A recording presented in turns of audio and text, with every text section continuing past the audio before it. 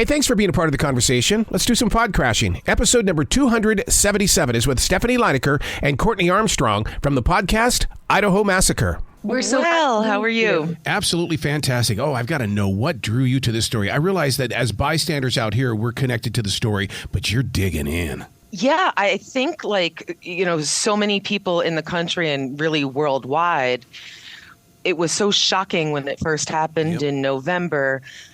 Given the victims and, they were these 4 college students just seemed to be living such a beautiful life together. And college is such a unique experience and time in a life where you should be so safe and just cocooned and about to jump off into your life. And we just had to find out, why did this happen? How did this happen? You bring up a very interesting point in the way that when you talk about that, college is supposed to be that safe zone. These students already had to go through all this with middle school and high school, and now here, where it could be a lot more safer, and it's not. And I would say, as a rule of thumb, it is, right? This is in a very extreme case, and Moscow was a real idyllic place and remains so. And, the town is really pushing through this tragedy. But I think that's why we also were ripped apart by this case, because you see photographs of the victims, to Courtney's point, and they look like they're right out of a J. Crew ad, right? They look like they're so happy and they're best friends. And there were 6 of them living in a house off campus, and it looked like it was really fun to be them. 2 of the victims, Maddie and Kaylee, they were also childhood best friends. So they were each other's chosen family. And to have that ripped away just before Thanksgiving, when people are in that final mode of taking finals and preparing to go home for the holidays, they're in the final stretch that is, a hard stretch if you've gone to college during that time. And one of them, in fact, had her new job after college already lined up and was just home for the weekend showing off the new car she had just gotten. So these were happy times. And to hear that those were ripped away in such a hideous way. I mean, hideous is not the word even. I mean, there's really not a proper word to describe the level of overkill that this was. And literally the walls of the house, some of you have seen the photos, some of your listeners, that it appeared as though the walls were bleeding. There was that much blood. So for the victims themselves and for their families, we just want to keep the story alive so it doesn't become a footnote into an obituary or just a sexy news article or something that felt tragic a year ago, that we want to make sure that it really stays in the nation's mind. Yeah, you nailed it right there with the podcast, the Idaho Massacre, in the way that we can pick up a newspaper or we can go to CNN.com and we can read it, but we're not hearing it like we do on your podcast. That, to me, gets me more emotionally involved in this, because you're journalists in this. This isn't just a couple of people sitting down to do a podcast. You're physically bringing a story to us. Yeah, and thank you for that. And it helps us wrap our minds around it by interviewing as many people as possible, be it forensic experts or law experts or, people who knew even, the alleged murderer, and just to help paint a picture of what is. And in doing that, we also get a lot of information from listeners who will send us down other pathways and open up more avenues of information. That happens a lot. Yeah, that does happen a lot. Do you find yourself that, because you are, asking people, honest to God, real people questions, that maybe the 2 of you are going to be called to the stand because you found something in your investigation? That does come up. We did another podcast that Courtney is the voice of and also executive produced, called the Piketon Massacre, which is about a crime in Pike County, Ohio, where a family of 8 were murdered. And ultimately the accused was a neighboring family, a family of 4, a mother, a father, and her 2 sons, literally murdered another family and then went about their lives and kept a straight face and went to the funerals. And by the way, in a very small town, not so dissimilar in Moscow in that way. And in that case, we've done about 5 seasons of that, and we're making a documentary about it now. yeah, some of the stuff that was uncovered in that podcast, which was, and again, this is not just based on us or the team that works with us who are, certainly smarter than me. It's because listeners have been given us information and we get to sort of dig in a little deeper to make sure that that information is accurate. And then a lot of that information was brought to trial. So we personally haven't been called to the stand, although, spirit of justice are always open to it. One of the things that you bring up, and this it still gives me chills. This is the first time I've ever heard this, that a knife being used is very personal. And it's like, oh, my God. I mean, it just really creates a chill inside of me. Think about it and really think about that. It is a knife. It got referenced as a Rambo knife, but although it's not totally a Rambo knife, same idea. You can kind of picture what that looks like. You're in close proximity. It's very intimate. So to go from one human to another human, go down a flight of stairs or up a flight of stairs, since the placement of who was first and last of the 4 victims is still a little unknowable. It's been speculated about, but think about how close to close you have to be. You're making eye contact. We know for a fact that one of the victims was, just on her phone. Yeah. Whoever took her life could tell that she was scrolling and perhaps, on social media, and just the way every one of us does before we go to sleep, right? Mm-hmm. You feel safe, you're cozy, you're home, you've had your snacks, it's been a late night, it's a weekend of fun, and then some psycho takes that away from you. Mm. And if we don't hear these stories, we don't know what to look out for. Mm. Images that will stick with you for the rest of your life. Brian in court the first day. I can still see that, and I don't even have a picture in front of me. It's so branded inside of my head. Yeah, those bushy eyebrows. Yeah. It's going to be very interesting to see how the trial plays out. Originally, Brian Koberger and his legal team had asked for a speedy trial. He has since... that request has been pulled back, and so we don't know when the trial will be. But what is on the table is whether or not or how much media will be allowed in there. And, some speculate, just like you said, that the defense team may be a little bit concerned that he's off-putting and that could...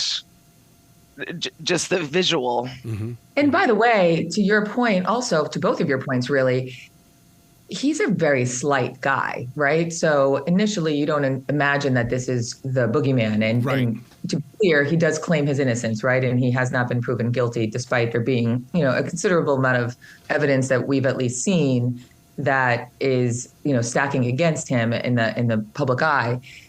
He does have a smirk about him that... our fear, and we talk about this so much internally, is, we don't want to give celebrity to anyone who has committed a vicious crime. Right. And if what he's accused of is true, and he was legitimately studying the art of crime and murder, and now is getting this, heyday in court where there's a frenzy and there has been so much media attention about it, what's that line ethically? Because, in the recent court appearance that I just watched, it almost looked like he was like greeting the press in an odd, strange way. Mm. And, that's a fine line, because we really want to make sure that we're victim forward and not celebrating somebody who's done such a sicko thing, if that's true. And, he gets referenced a lot as being like BTK, the infamous serial killer, or Bundy, who was so charismatic and, air quotes, I might add, good looking. We kind of imagine, just from a scary movie perspective, that we're going to be able to spot the scary person in the woods because they're so big and dark and they have a mask on and they're dressed in a Halloween costume and it looks like, Michael from Halloween. And that's like so not the case, right? And I think that's what's so scary about it, is it's just like this unassuming guy that could be on the plane seat next to you that you just plop next to, and little do you know he's potentially a mass murderer. That's a pretty hard pill to swallow. Well, how about the millions and millions of people worldwide that watched Dexter? In their hearts, they're going, oh, my God, this could be like the real deal. That's exactly right. And that's what we thought, too. That's why we got involved. I'm like, this guy's just like Dexter. The big difference is, and not that this makes it a good thing or a bad thing, God, Dexter doesn't seem like we should applaud him either, but he was killing for good, at least in the scripted series, right? Right. Also an unassuming guy, or kind of like we also watched that show called You on Netflix, which is also a one, unassuming guy. And he fits that MO, right? He seemed like he comes from a really nice family. Brian seems like he had a lot of options in life. His parents were very loving to him, it seems. And we've interviewed many people in his life and backstory. And, how do you slip through the cracks like that? One of the things that's always got me or got my attention is the fact that how did Brian get from Idaho to the East Coast? Because when they first got him in on the East Coast, I was thinking, okay, why is this guy even being charged? I don't understand how he got here, and why didn't anybody know about this? How he got there was, as many people who went to college, he drove home. Really? He had a road trip with his father. That's the literal way he got home, which is, quite an amazing thing to think about if he is, again, guilty of what he's been accused of.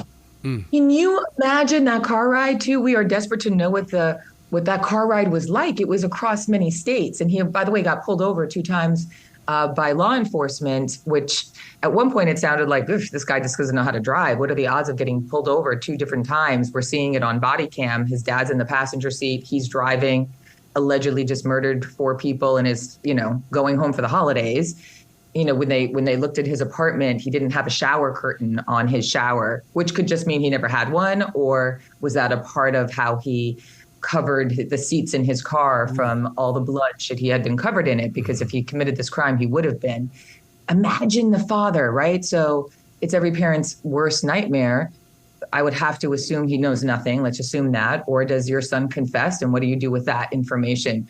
Or do you just not want to believe? Or did he have no idea whatsoever? They made a lot about the fact that he had been pulled over, like I mentioned, and we heard a report that the reason it was very calculated to pull him over, that the police were working in coordination to get eyes on him. So they pulled him over for kind of bunk reasons so that they could get eyes on Kohberger's hands, because he had his hand, and Brian Kohberger is the accused, his hands would be on the steering wheel, and they wanted to see if there were any scratches or lesions on his hand. So they would pull him over in various states just to get the visual on body cam to confirm that this is their guy. And that's ultimately how he got to the East Coast, because that's where he's from, the Poconos area.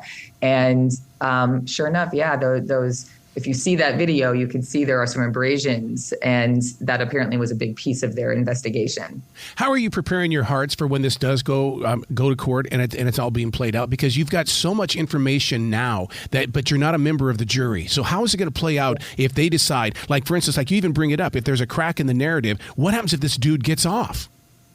Yeah, I mean, it's very possible, by the way. He could either get the death sentence or he walks free, because some of the evidence, which is genealogy, DNA evidence, the defense attorneys are really questioning the validity of that and the chain of command of that. And that's all, complicated, way outside of our purview per se. But look, that's a real thing. He could walk. And what does that mean? And, how do you go from being accused of 4 homicides to the degree that he is, looking at a death sentence potentially? And the alternative to that is he just gets to go home and get cozy back in his bed. Look, his family loves him. They stand by him. He claims to have an alibi.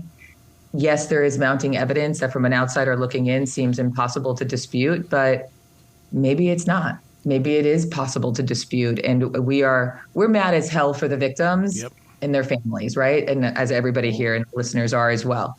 If it's not him, who is it? And then we should continue pushing for answers. That's why I always tell people about this podcast. I say it's a crime podcast, but at the same time, it's a damn big mystery. And I just love that, how you guys bring that into the podcast, the Idaho Massacre. You're the nicest. Thank you for that. Well, please come back to this show anytime in the future. The door is always going to be open. Oh, we appreciate you. Thank you for having us, and for your listeners to download. And yeah, we really appreciate it. And if any of your listeners have any inside information on the Idaho Massacre or some key ingredients to a case, we are always here to hear them. I love it. I love where your hearts are. Be brilliant today, you two, okay? Thanks, Arrow. Be brilliant. Bye, Arrow.